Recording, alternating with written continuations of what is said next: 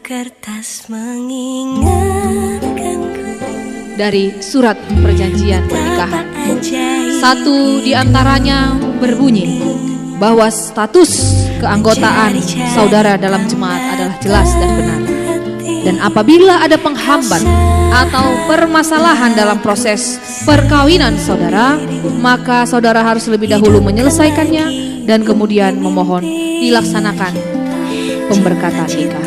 Maka saat ini di hadapan seluruh jemaat Tuhan yang berkumpul di sini, di hadapan keluarga besar Sirait dan keluarga besar Sitorus, di hadapan seluruh majelis gereja HKBP Bandung Timur, kami pun akan menyelidiki terlebih dahulu bagi saudara berdua bagaimana kejelasan ataukah ada yang bisa menghambat proses perkawinan saudara ke depan.